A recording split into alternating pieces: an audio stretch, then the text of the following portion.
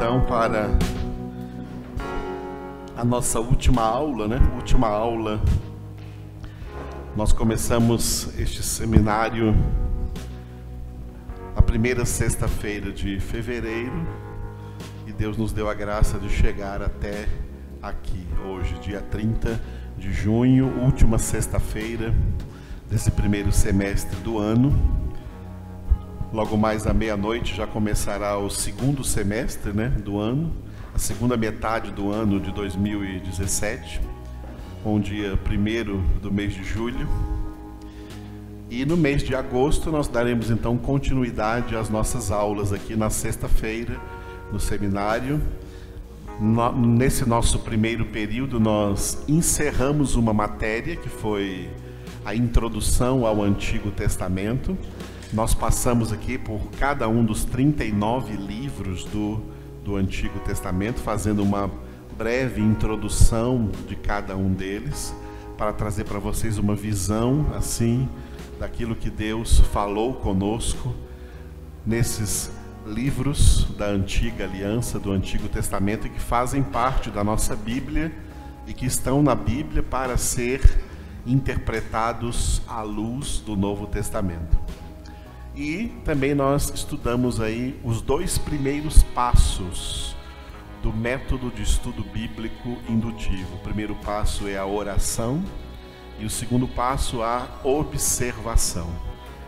Como nós orarmos para estudar a palavra de Deus e como estudarmos a palavra de Deus observando nessa palavra tudo o que o Senhor traz para nós, sem perder nada de vista. Enxergando, pedindo a Deus para abrir os olhos. Nós lemos aqui num desses salmos que nós oramos, Salmo 146, versículo 8, diz assim: o Senhor abre os olhos aos cegos. O Senhor abre os nossos olhos espirituais para enxergarmos, observarmos tudo o que Ele revelou para nós aqui na palavra, porque são palavras de vida eterna. E na palavra tem muitas coisas que nós precisamos enxergar.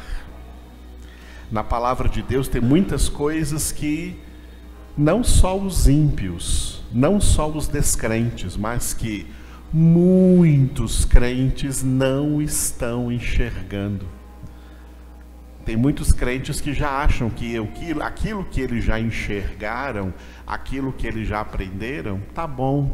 E eles pararam por aí e não estão crescendo nem na graça e nem no conhecimento do Senhor Jesus Cristo. Nós temos ordem de Deus na sua palavra a crescer. Quem não se desenvolve, quem não se transforma, se deforma. A nossa saída é nos transformar, é transformação. Deus quer ver essa transformação. Quem não se transforma, se deforma. Repita essa frase: quem não se transforma, se deforma. Quem não se transforma, se deforma. Você quer ser deformado? Não. Então transformai-vos. E essa transformação é mediante a renovação da nossa mente. Aleluia. No segundo semestre desse ano, as nossas aulas vão começar na primeira sexta-feira de agosto e vão até a última sexta-feira de novembro. Então, julho agora é férias do seminário, Nós teremos reuniões aqui na congregação, as reuniões normais de quarta, sábado e domingo à noite. E sexta-feira não teremos reuniões no mês de julho. Vamos voltar ao nosso seminário no dia 4 de agosto, que é a primeira sexta-feira de agosto.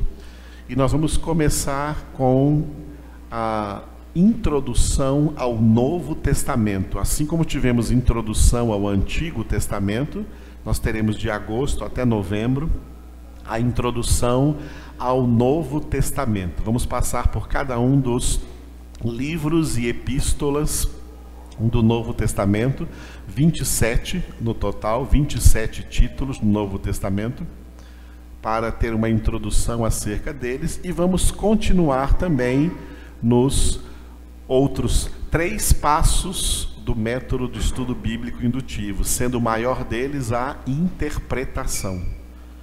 Porque os últimos 2 passos nós vamos precisar apenas de 2 aulas. O 4º passo é a avaliação e o 5º passo é a aplicação. Vamos precisar só de 2 aulas para esses 2 passos. Então nós vamos passar a maior parte do nosso tempo aqui, das nossas aulas, a partir de agosto até novembro, aprendendo acerca de interpretação, a interpretação da palavra de Deus. Acreditem, a igreja cristã, ela sofre por causa de interpretações erradas, interpretações errôneas. Interpretações erradas produzem fé errada, fé equivocada. A fé é como uma chave. Jesus disse em João 10:9, eu sou a porta. A chave abre a porta. É qualquer chave que abre a porta? Tem que ser a chave certa. A chave errada não vai abrir a porta. O que é a chave errada? É uma doutrina, é uma fé. A chave errada é uma fé, pessoas acreditando em coisas que não são verdade, mas que são pregadas por aí como se fossem verdade, porque são interpretações errôneas, interpretações erradas desses pregadores hereges que ensinam coisas erradas, porque interpretaram erroneamente a Bíblia, e isso produz fé, mas uma fé também mal orientada, uma fé errada, não é a fé pura, não é a fé correta, e na hora de essa fé ser necessária para abrir a porta para essa pessoa entrar no céu, ela não vai ter a chave certa. E se ela não tiver a chave certa, ela vai para o inferno. No céu só entra quem tem a chave certa. Jesus é a porta. E essa porta se abre só com a chave certa. A chave certa é a fé.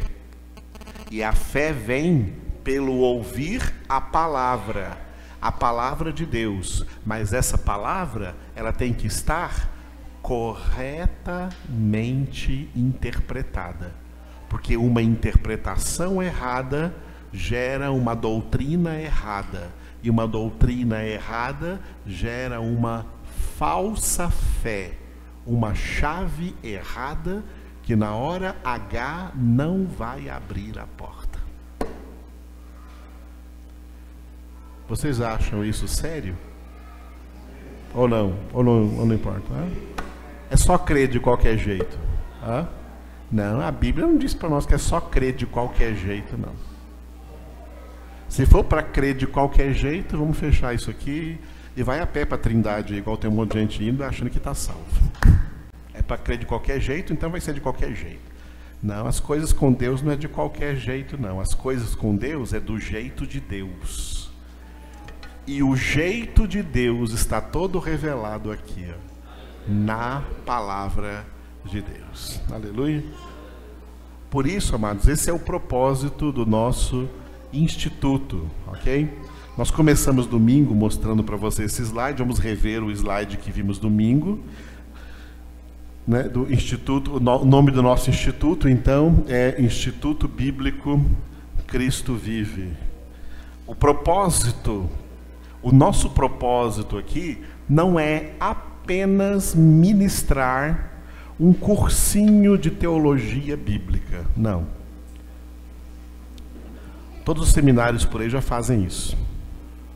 O nosso propósito é ministrar palavra de Deus aqui, na sua mente, porque é a palavra de Deus que opera a, renovação da mente. O apóstolo Paulo disse que o segredo da transformação da nossa vida é a renovação da nossa mente. Por isso que nós vimos também domingo à noite, né, os que estavam aqui, Romanos 12:2. Nem precisa abrir que já está aqui. E não vos conformeis com este século, mas transformai-vos pela renovação da vossa mente, para que experimenteis qual seja a boa, agradável e perfeita vontade de Deus. Repitam. Não vos conformeis com este século, mas transformai-vos pela renovação da vossa mente, para que experimenteis qual seja a boa, agradável e perfeita vontade de Deus. Aleluia. Eu coloquei de vermelho ali. Transformai-vos pela renovação da vossa mente. Repita, só que está de vermelho.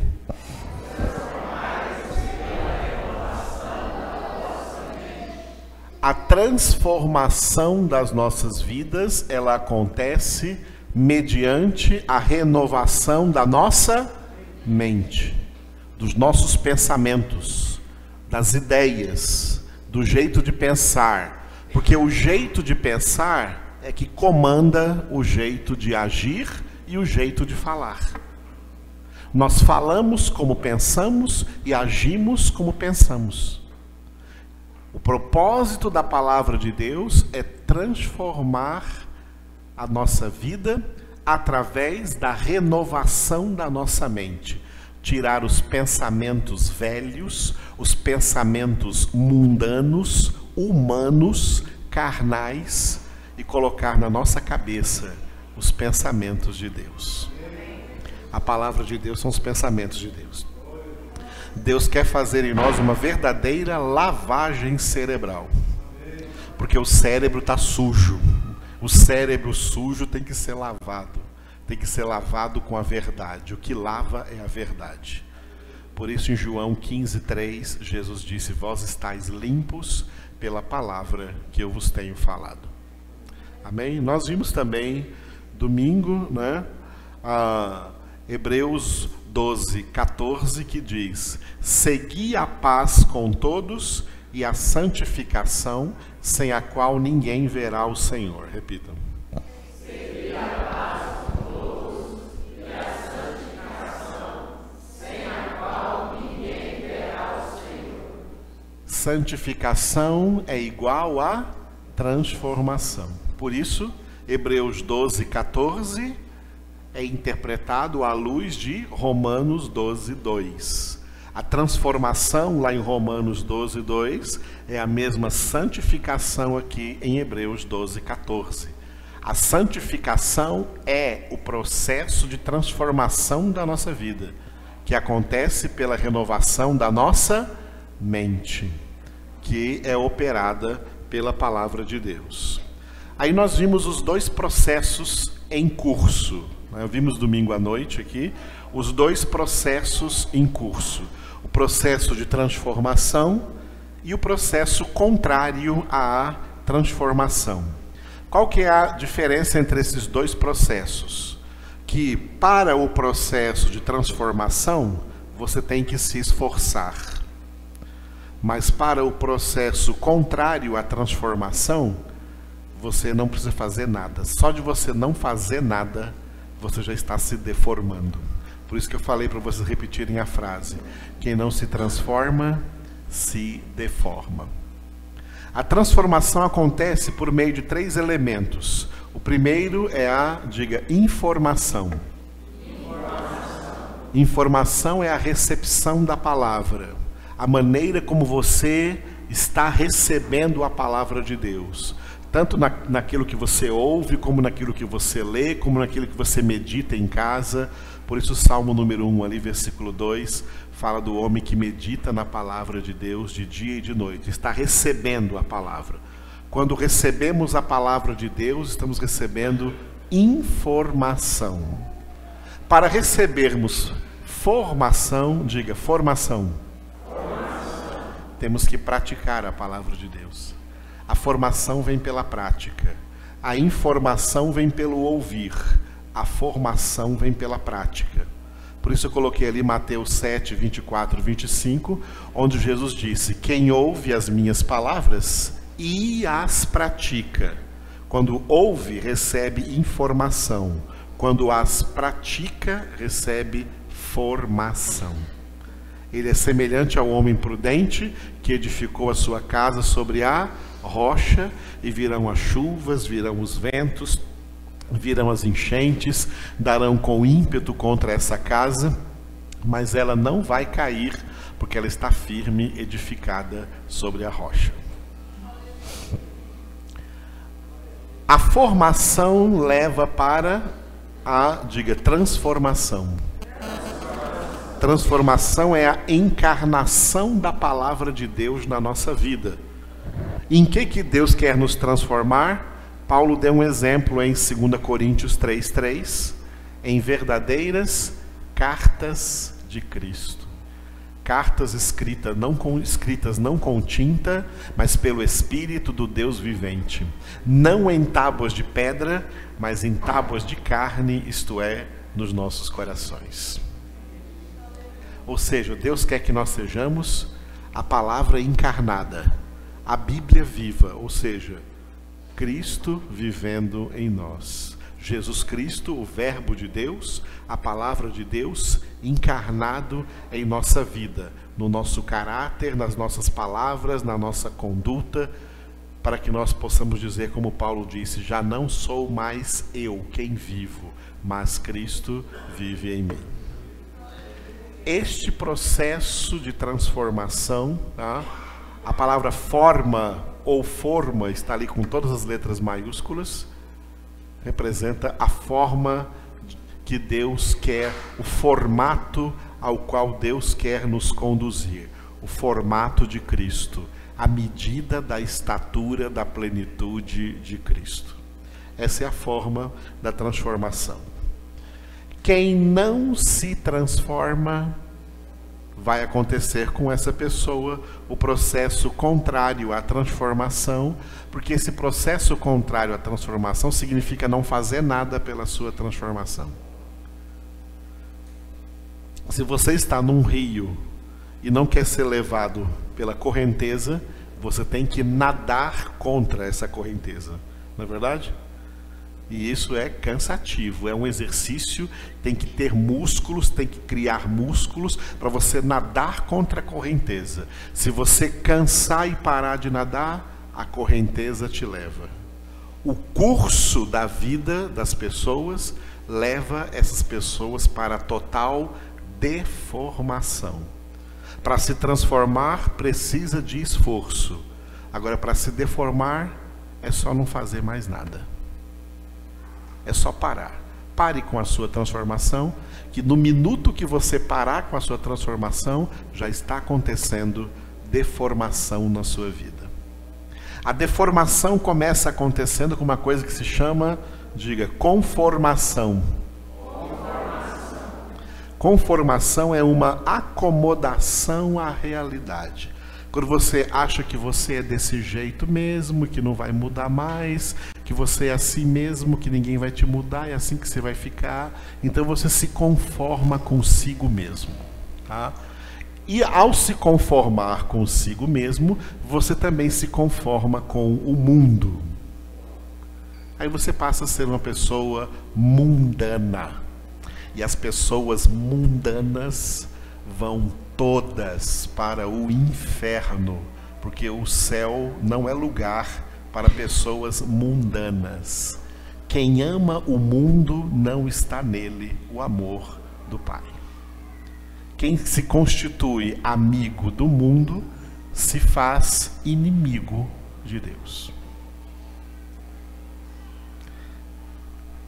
Por isso que Romanos 12 nós lemos, não vos conformeis com este século. Significa, não tomeis a forma do mundo, não viva como as pessoas do mundo estão vivendo, não pratique as mesmas coisas que as pessoas do mundo estão praticando, não pense como as pessoas do mundo pensam.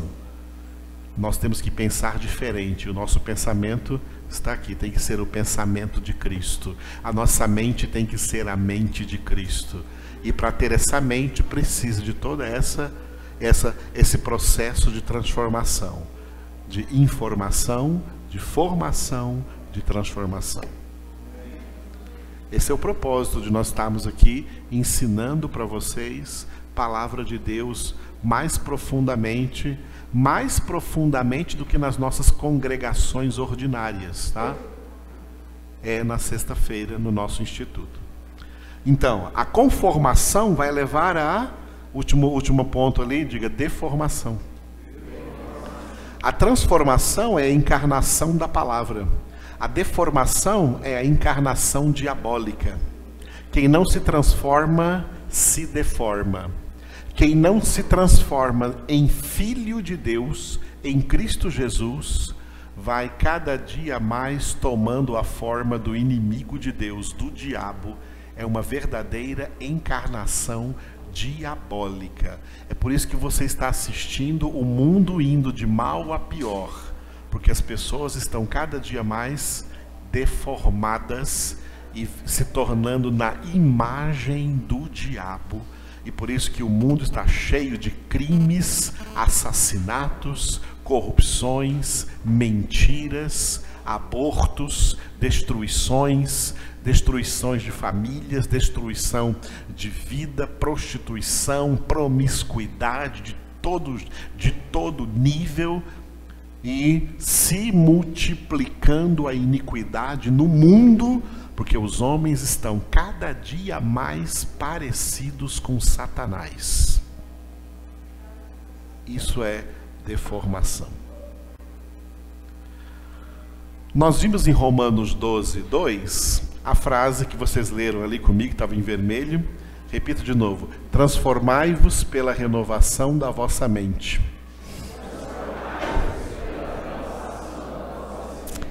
Na nossa mente está o segredo.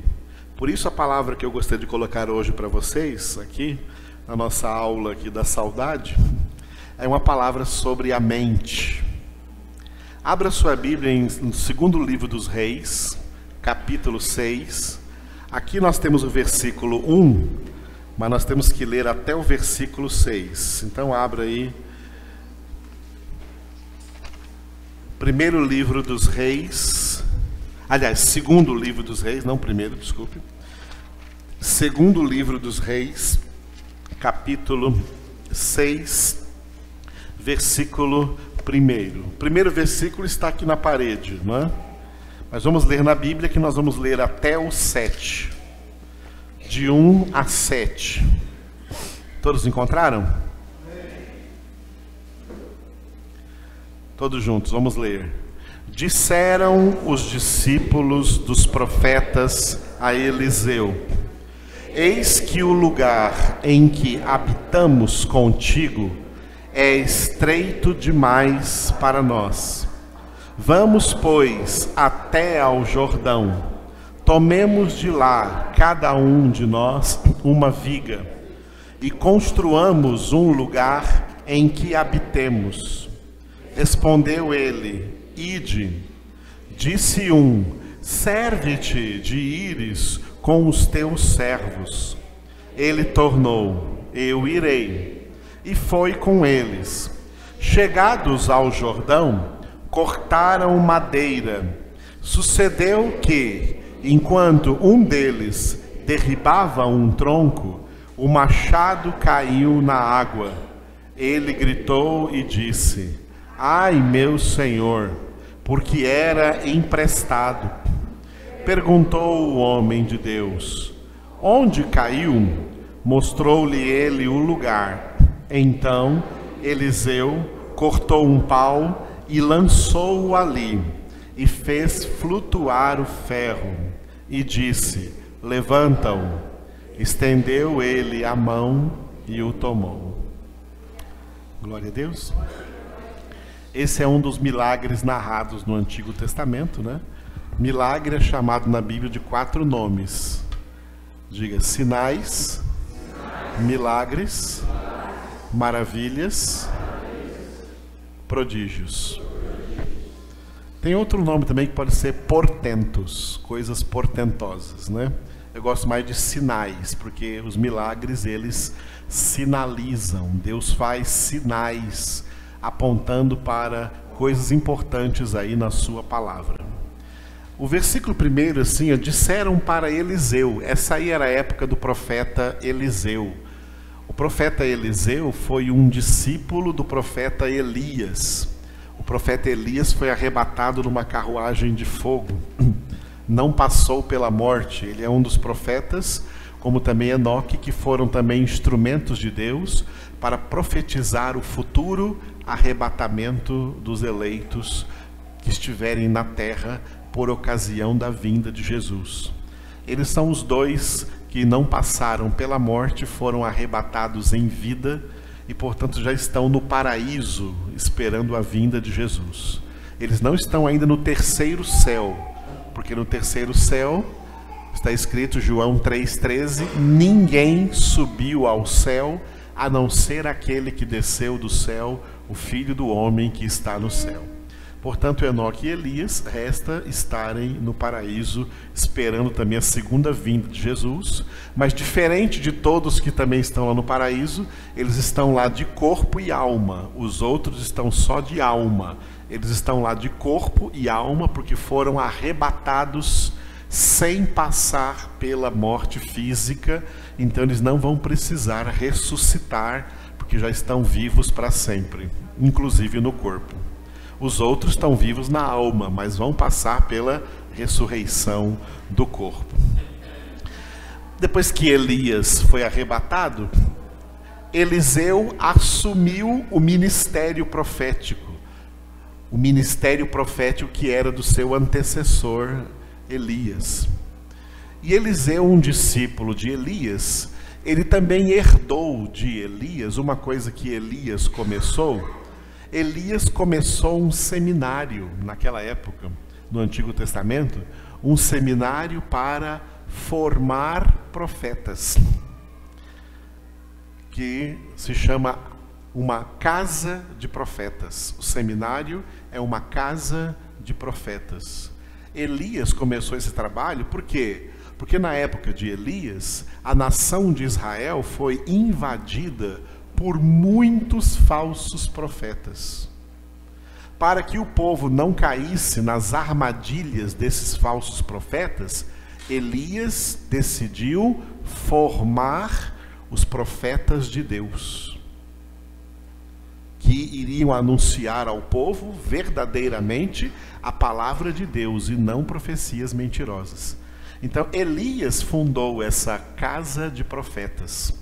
E depois que Elias foi arrebatado, Eliseu então tomou a direção da casa de profetas, né? E era chamado então, esses alunos, esses seminaristas, esses alunos que faziam parte desse seminário, eles eram chamados de, ali, repita comigo, discípulos dos profetas. Discípulos dos profetas Elias e agora do profeta Eliseu, dos profetas Elias e Eliseu.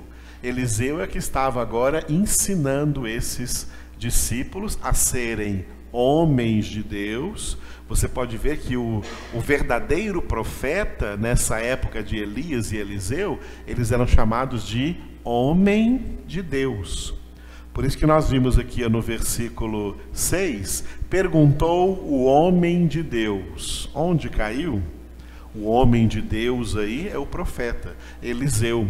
E Eliseu ensinava os outros discípulos dos profetas a serem homens de Deus.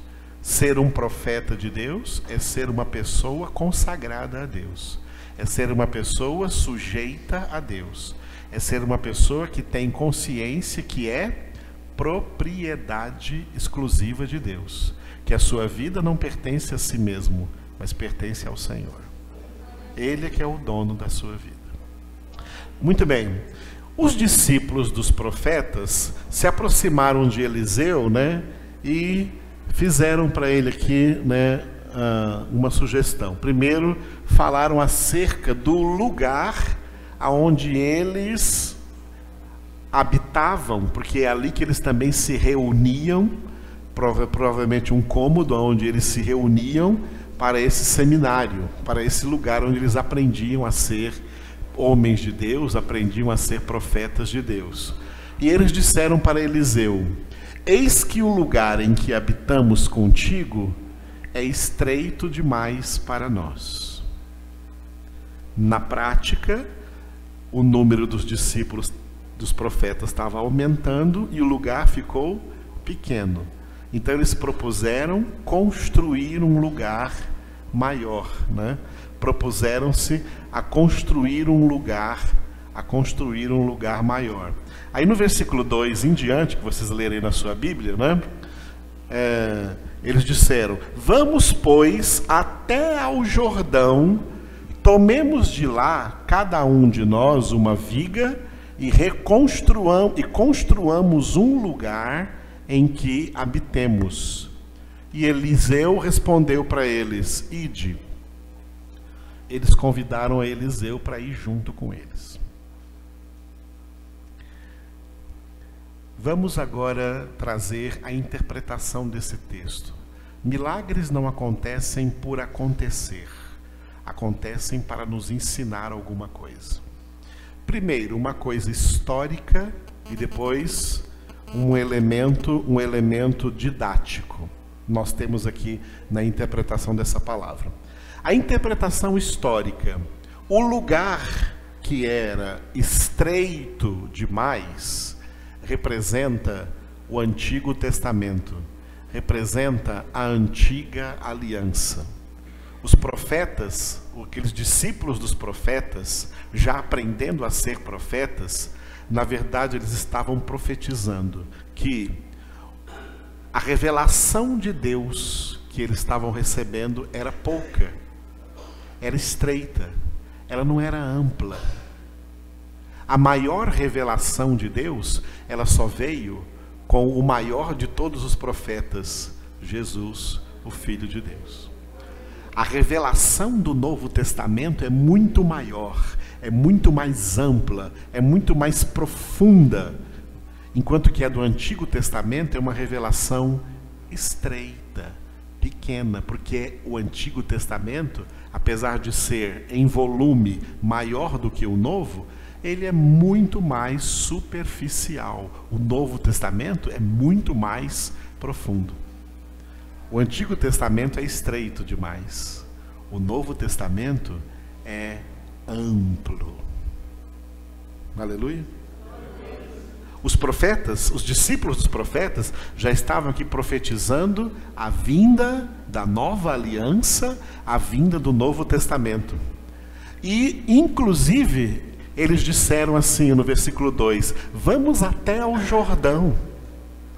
Se você começar a ler os evangelhos, especialmente Mateus e Lucas, você vai ver que a pregação do evangelho no Novo Testamento começa às margens do rio Jordão.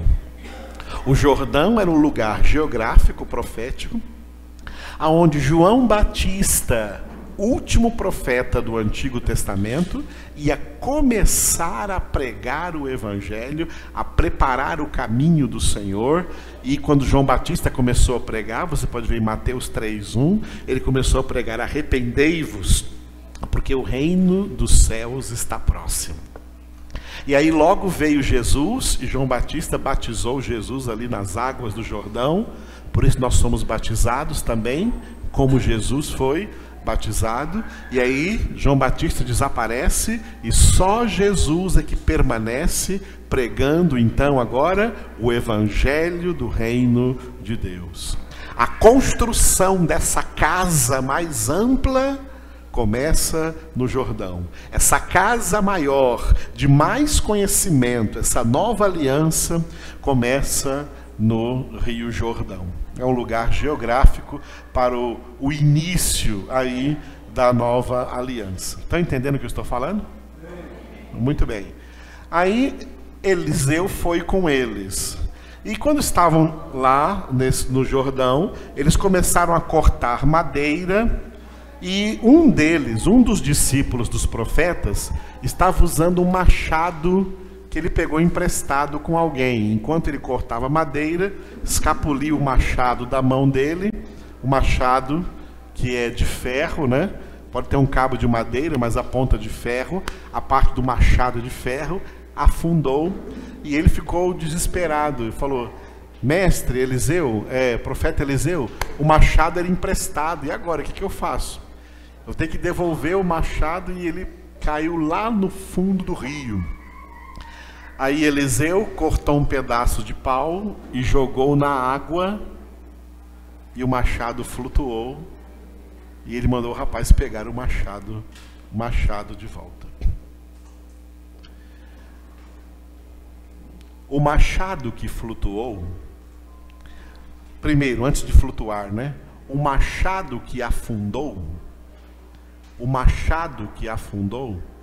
representa a nossa vida, a vida dos homens, a vida humana, que por causa do pecado se afunda nas muitas águas do mundo. As águas representam o mundo, o secularismo, isso do que estávamos falando agora, e que a Bíblia diz: não vos conformeis com esse mundo. O mundo representa as muitas águas. Nós vimos no Apocalipse que a mulher chamada Babilônia, ela se assentava sobre as muitas águas. As muitas águas representam povos, nações, representam o mundo inteiro. O mundo é representado por águas, porque água representa instabilidade.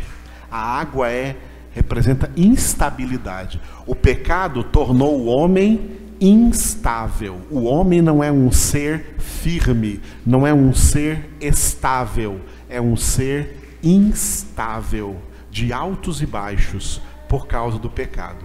E o homem, como esse machado, ele se afunda nesse lamaçal das muitas águas do mundo. Um profeta, ele é um representante de Deus na terra. O profeta Eliseu, que é chamado aqui como homem de Deus, ele corta uma planta lá e vai lá e corta um pau e joga sobre a água. Eliseu representa Deus.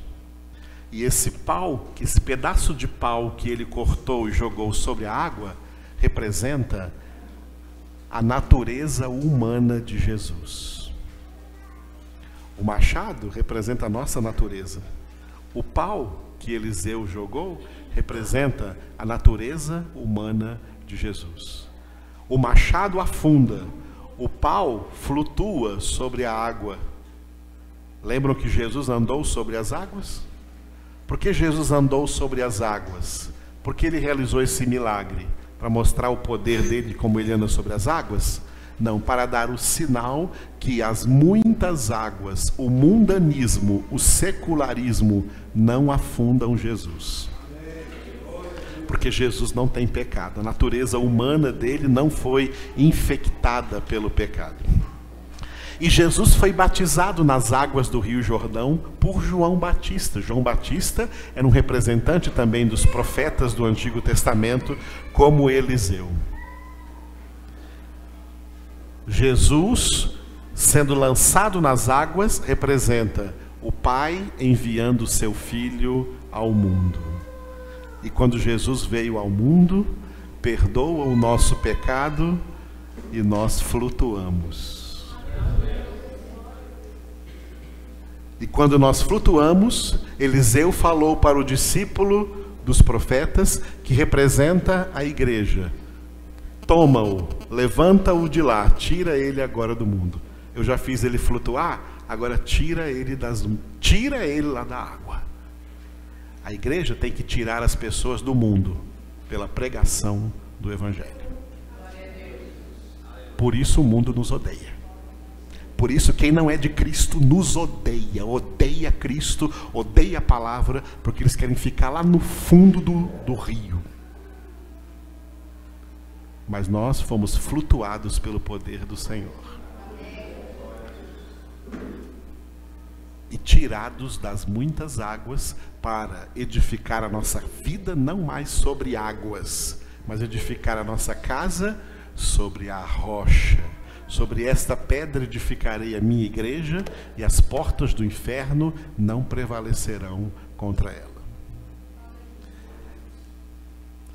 Nós temos aqui dentro uma interpretação didática. Aqui, ó. Eis que o lugar em que habitamos contigo e eu coloquei ali, Eu coloquei ali um tracinho debaixo daquelas duas palavras, diga, estreito demais. Sabe o que significa isso, estreito demais? A sua mente é estreita demais. Não acontece uma renovação da mente com a mente fechada, com a mente estreita.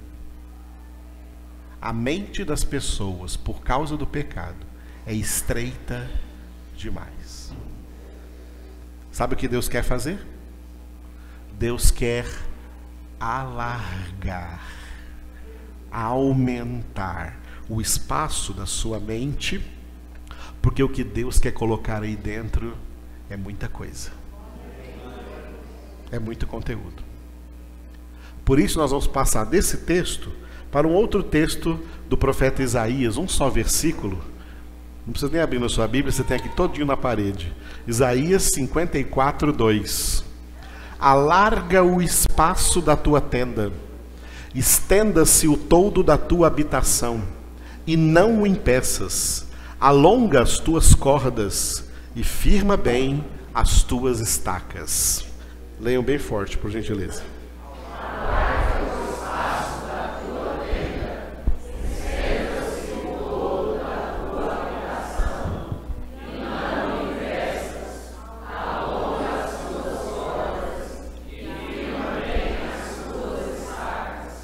Aleluia. Alarga o espaço da tua tenda. O que é a tua tenda? Vamos ver o que é cada coisa dessa no próximo slide. A tua tenda é a tua mente. A tua habitação é a morada do conhecimento que você está adquirindo pela palavra de Deus para morar na tua mente. As tuas cordas é a medida de compreensão. Você tem que aumentar essa medida, aumentar a medida da sua compreensão. O que você compreendeu até agora foi importante, mas não é tudo, tem mais coisas para compreender. E as tuas estacas são as convicções formadas pelo conhecimento. Isaías 54, versículo 4, nós vimos essas 4 coisas. Repita: tua tenda, tua habitação, tuas cordas, tuas estacas.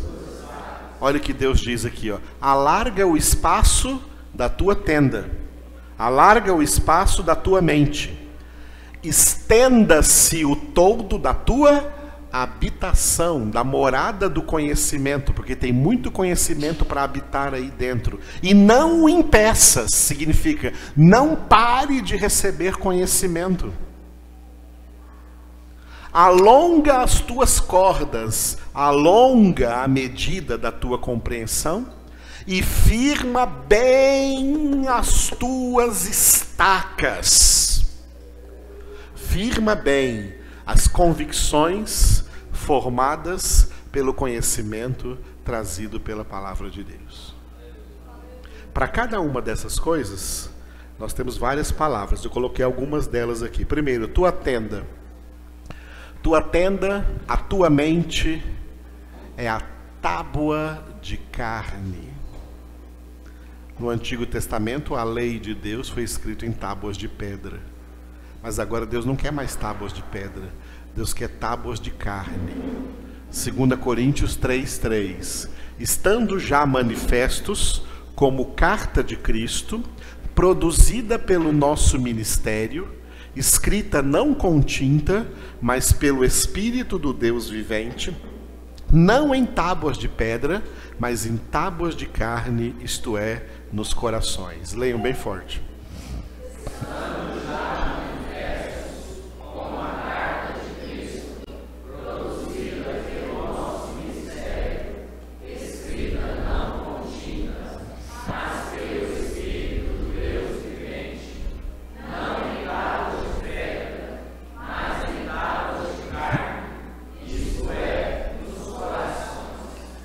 Carta de Cristo produzida pelo nosso ministério. é o que nós estamos fazendo. Nosso ministério é o ministério da igreja de Jesus Cristo, que muitas igrejas não estão praticando esse ministério. O ministério da igreja é produzir cartas de Cristo. Pessoas em cujas almas, em cujas mentes, o Espírito de Deus escreve a verdade de Deus, escreve a palavra de Deus. Isso acontece pelo ministério, não acontece fora do ministério. E esse é o principal objetivo de nós estarmos aqui toda sexta-feira. Glória a Deus. Por isso que não teve no primeiro período, vai estar no segundo período. Então, viu? Faça isso. Se esforce. Se esforce. Porque dentro do Instituto, o Instituto tem esse poder, onde nós temos mais tempo e aprofundamos mais a palavra do que nas nossas congregações normais.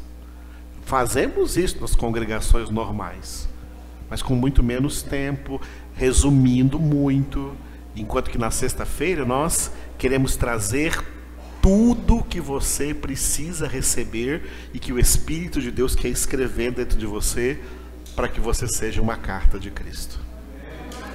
Escrever nas tábuas do seu coração, escrever nas tábuas da sua mente. Aleluia. A tua tenda é a tua mente, a tábua onde Deus quer escrever a sua palavra. Tua habitação, tua morada, morada do conhecimento é o teu coração. Provérbios 18:15. O coração do sábio adquire o conhecimento, e o ouvido dos sábios procura o saber. Podem repetir? O coração do sábio adquire o conhecimento, e o ouvido dos sábios procura o saber. Primeira coisa que me chama a atenção nesse versículo é que se já é sábio, por que ainda fica adquirindo conhecimento? É porque é justamente quem não é sábio que pensa que já sabe e que não precisa adquirir mais conhecimento. Gente que pensa que não precisa mais adquirir conhecimento, essa pessoa decaiu da graça e decaiu da sabedoria de Deus. Não tem sabedoria nenhuma.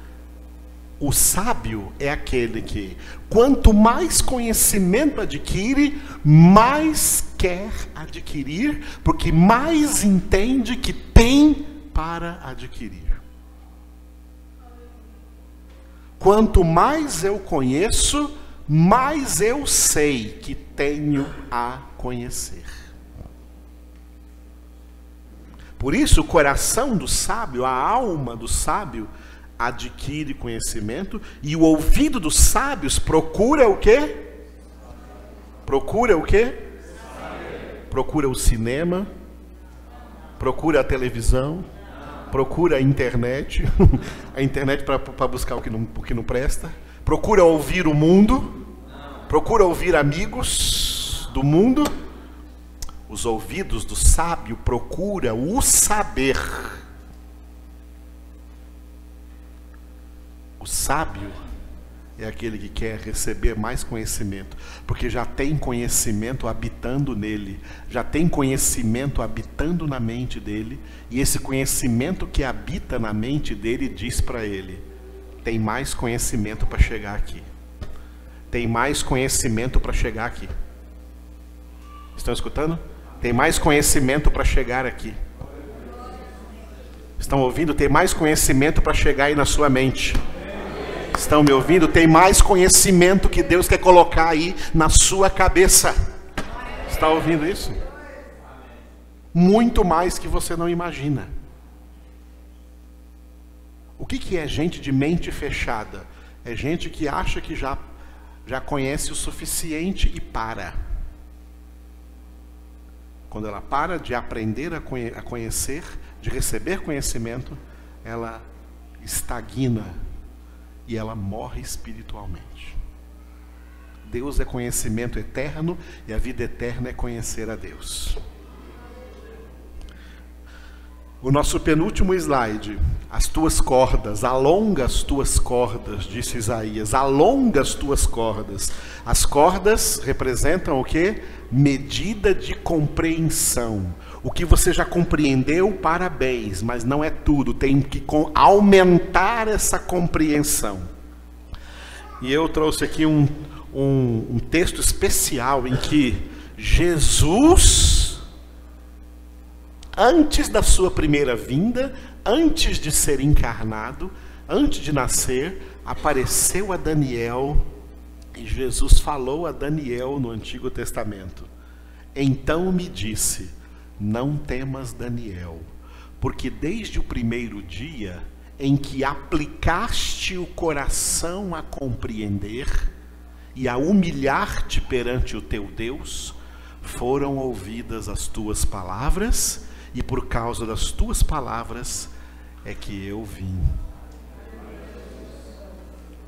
Repita isso, amados, é forte demais. Repita mais uma vez.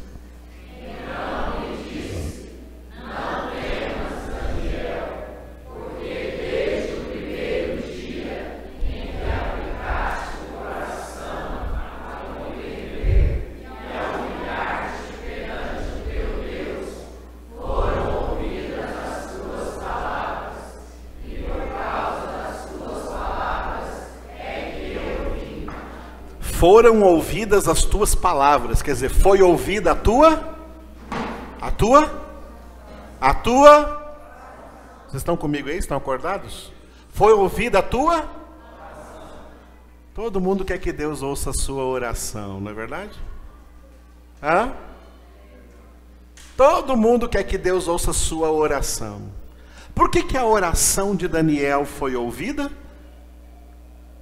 A oração de Daniel chegou diante do trono de Deus. A oração de Daniel foi ouvida por Deus. E o Pai mandou Jesus antes da hora. O Pai falou com Jesus assim: Jesus, meu filho, vai lá conversar com Daniel, porque a oração dele chegou até mim aqui. E Jesus fala: é por isso que eu vim, tá?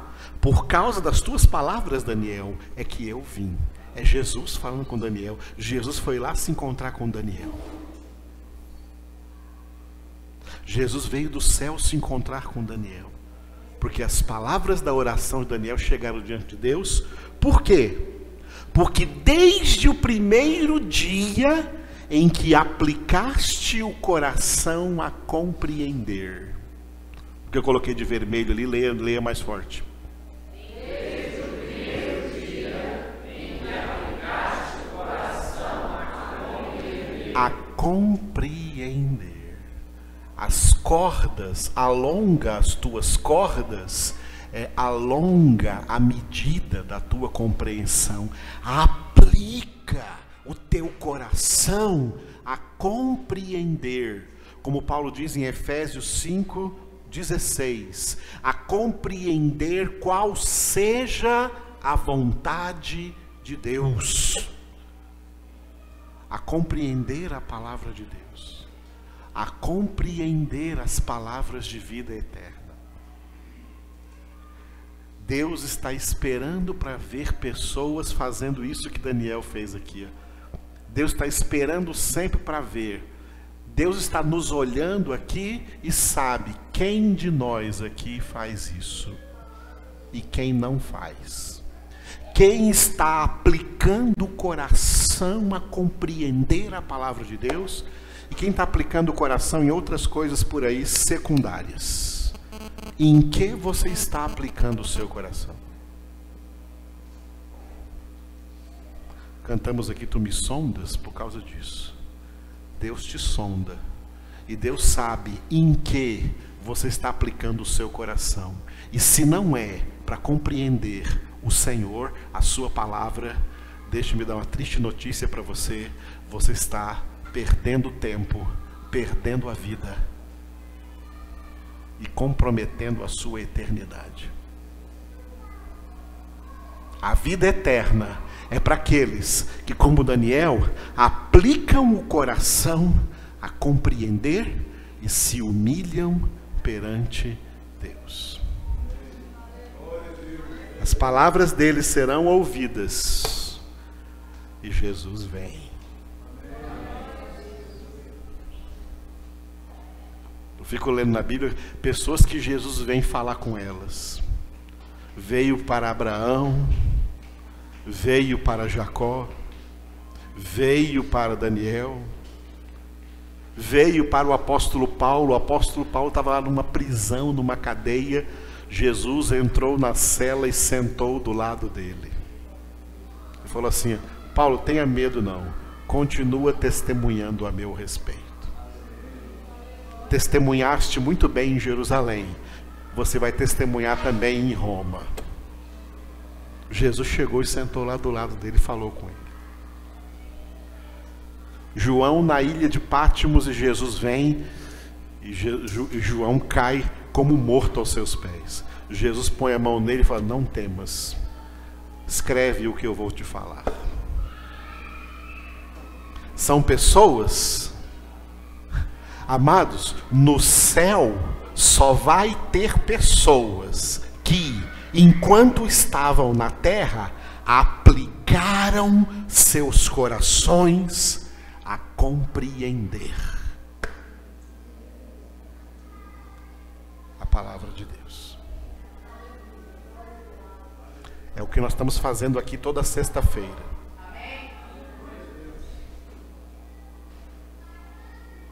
Está bem claro, irmãos? Não é um semináriozinho, não. Não é um institutozinho, não. Não é uma aulinha de teologia bíblica, não, para você ser pastor, não. É palavra de Deus para você ser filho de Deus. Para o caráter de Jesus ser transformado aí dentro de você. Para você aplicar o coração a compreender o que Deus quer de nós. E que Ele revelou nessa palavra. E que tem sido negligenciada pelas próprias igrejas, pelos próprios crentes, pelas próprias lideranças evangélicas de hoje.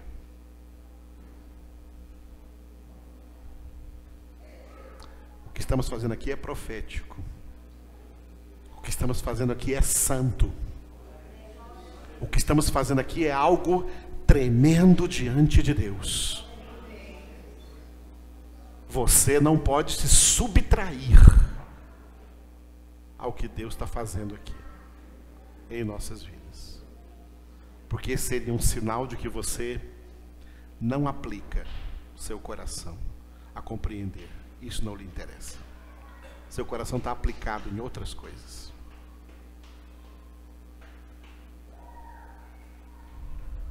Eu sou como Daniel. Desde o primeiro dia da minha conversão, eu tenho aplicado o meu coração a compreender a palavra de Deus. Não é porque eu sou pastor, é porque eu sou filho de Deus.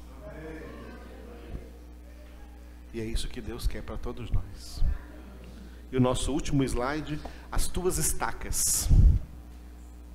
As tuas estacas. Firma bem, diz o profeta Isaías, Isaías 54:4, firma bem as tuas estacas.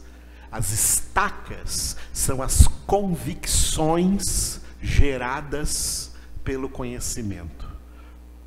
Convicções. A fé verdadeira, ela é convicção, ela é certeza. Hebreus 11:1 diz isso.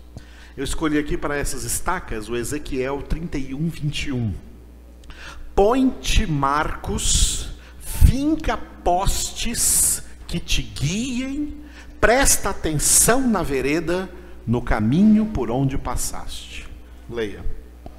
Põe-te marcos, finca postes que te guiem, presta atenção na vereda, no caminho por onde passaste. 3 coisas, ó. Estacas, marcos, pontes. Coisas que tem que ser, postes, coisas que tem que ser bem firmadas ao chão, enraizadas, fundamentadas. Oi? Ezequiel 31? Vamos ler aqui. Então pode ser um erro de digitação aqui. Então vamos lá. Ezequiel. Vou achar agora para vocês, tá? Obrigado, Ulisses.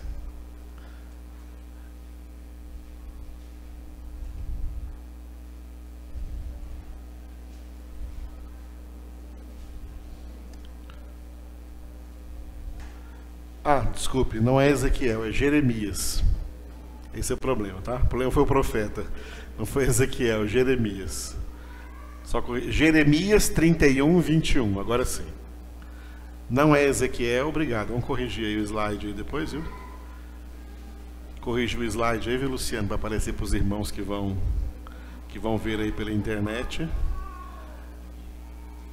Jeremias, aí está certo agora? Isso, beleza. Então nós temos aí Jeremias, eu já corrigi o meu aqui, ó. Jeremias 31, 21.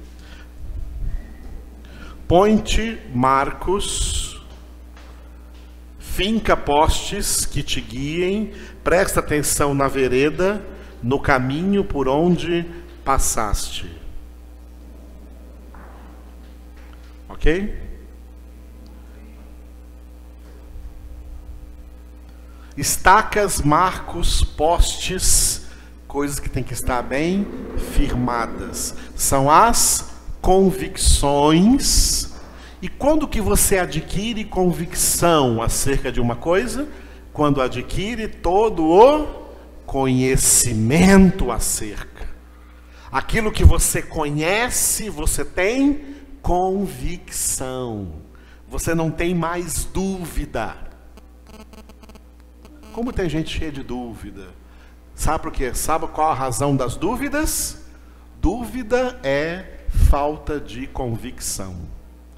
E falta de convicção é falta de conhecimento.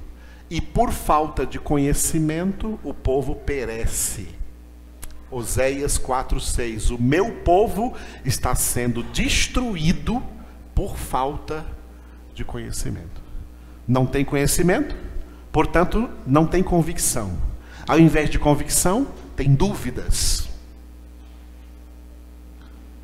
Dúvida é falta de conhecimento. Convicção é presença de conhecimento.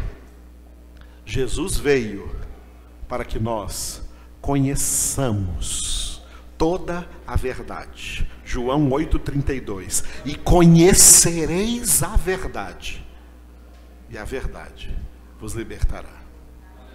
A verdade, a palavra de Deus, que é a verdade, lança estacas profundas, coloca marcos. A palavra de Deus marca a nossa vida, coloca marcos, finca postes, nos leva a prestar atenção na vereda, no caminho que andamos. Jesus é o caminho, eu sou o caminho e a verdade e a vida.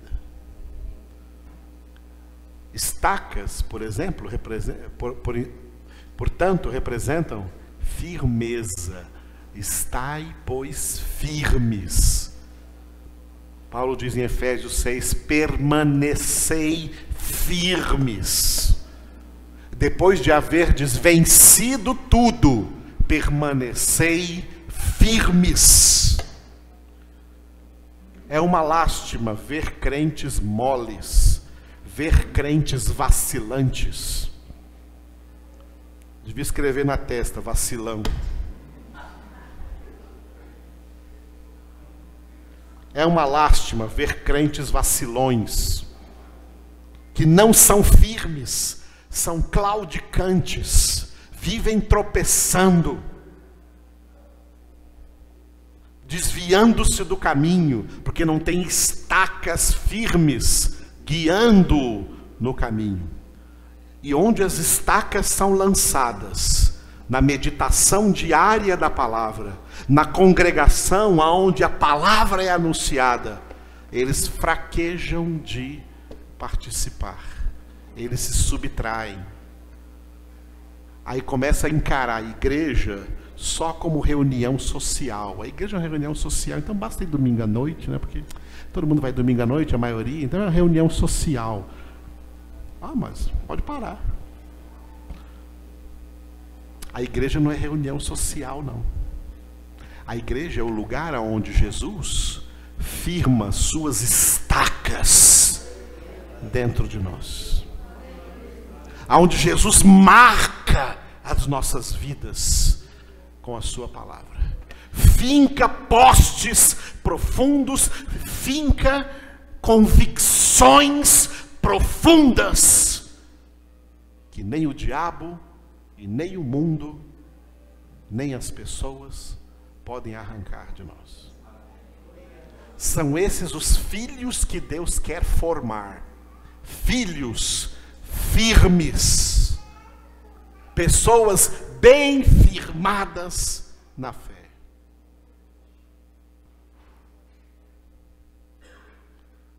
Davi diz no Salmo: meu coração está firme, ó Senhor. Meu coração está firme, ó Senhor. Firma a tua alma, firma o teu coração. Esse é o trabalho, amados, que o Senhor está fazendo neste lugar, no nosso instituto, em nome de Jesus.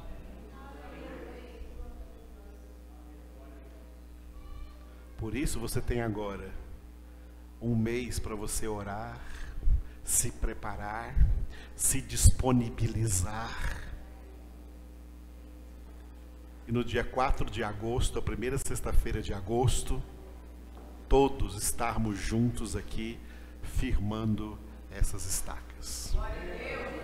Alargando a tenda, estendendo a habitação, alongando as cordas e firmando as estacas, porque isso é palavra de Deus para nós. Antes que Jesus volte. Quem não estiver firme vai ser levado pela enxurrada do vômito de Satanás, que é o mundanismo, e vai se afastar de Deus. Só não vai se afastar de Deus quem estiver firme em Cristo Jesus. Cristo Jesus é o verbo de Deus. Cristo Jesus é a palavra de Deus. Vamos ficar de pé então e orar ao Senhor e agradecer por tudo que Ele tem feito nas nossas vidas. Vamos agradecer por esse instituto que Ele abriu conosco aqui nesse ano de 2017, nesse lugar, e que nós possamos perseverar até o fim, em nome de Jesus. E dentro desse instituto nós vamos passar pelos 66 livros da Bíblia, em nome do Senhor Jesus, para que cada palavra da Escritura seja fincada em nossos corações. Levante as suas mãos e ore comigo. Senhor, obrigado. Obrigado pelo teu amor, pela tua presença, pela tua graça, pela tua palavra ministrada, Senhor, aos nossos corações nessa noite. Damos graças a ti, Senhor, por tudo quanto o Senhor falou conosco. E nós colocamos a nossa vida na tua presença, colocamos a nossa vida em tuas mãos. Adoramos, Senhor, o teu nome. Buscamos, Senhor, a tua glória, a tua santidade, o teu poder, o teu amor. Te louvamos por essa reunião especial que nós fizemos hoje aqui, encerrando, Senhor, entregamos a ti, Senhor, esse semestre que encerra hoje, e entregamos a ti, consagramos a ti, Senhor, todas as aulas que serão ministradas aqui nesse lugar, desde 4 de agosto até o final de novembro, cada uma daquelas sextas-feiras, faça com que a tua graça e o teu poder envolva a cada um de nós, que nossas mentes sejam renovadas e que nós sejamos transformados pelo poder da tua palavra, pelo poder do teu Espírito Santo agindo, Senhor, poderosamente em nossas vidas. Espírito de Deus, opera, Senhor,